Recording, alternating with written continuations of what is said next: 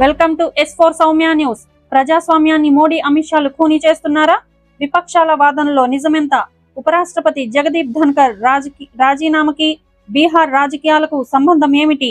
బీహార్ ఓటర్ల జాబితా సవరణతో జేడీయూ అధినేత ప్రస్తుత బీహార్ ముఖ్యమంత్రి నితీష్ కుమార్ ని మోడీ మింగేయడానికి చూస్తున్నారా? వీడియోలోకి వెళ్లే ముందు మా ఛానల్ ని సబ్స్క్రైబ్ చేసుకోండి. గత 4 రోజులుగా జరుగుతున్న పార్లమెంటు సమావేశాల్లో విపక్షాలు వివిధ అంశాలను లేవనెత్తుతున్నప్పటికీ విపక్షాలను మాట్లాడనీయకుండా వాళ్ల గొంతులు నొక్కేస్తున్నారు. కంటిన్యూగా సభని వాయిదా వేస్తున్నారు.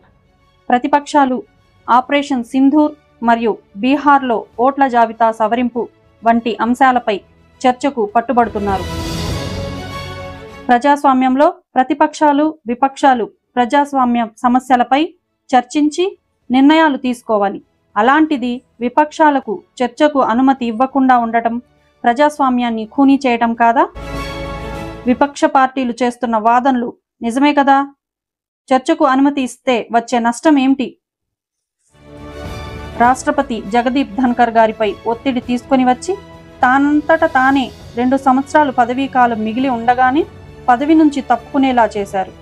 బీహార్ ఎలక్షన్లో లబ్ధి పొందడం కోసం జేడీయూ అధినేత నితీష్ కుమార్ కి ఉపరాష్ట్రపతి పదవి కట్టబెట్టబోతున్నారు కదా.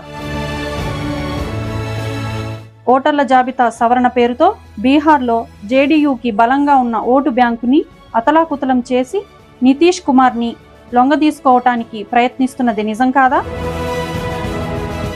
పదవీకాలం ఉండగా దేశ చరిత్రలో ఎన్నడైనా రాష్ట్రపతి గాని ఉపరాష్ట్రపతి గాని రాజీనామా చేయడం చూసామా? మీడియా మొత్తం మోదీ అమిత్ షాకి దాసోహమై ప్రజాస్వామ్యాన్ని ఖూనీ చేయటానికి సహకరిస్తుంది. ప్రజలు ప్రలోభాలకు లొంగకుండా కళ్ళు తెరిచి బుద్ధి చెప్పవలసిన అవసరం ఉంది.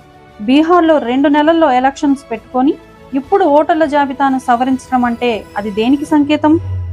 బీహార్ ఎలక్షన్లో బీజేపీ ఓటమి అనేది మోడీ అమిత్ షా అధికారానికి సమాధి కట్టడం మొదలైనట్లే. Thanks for watching S4 Soumya news. Please subscribe our channel.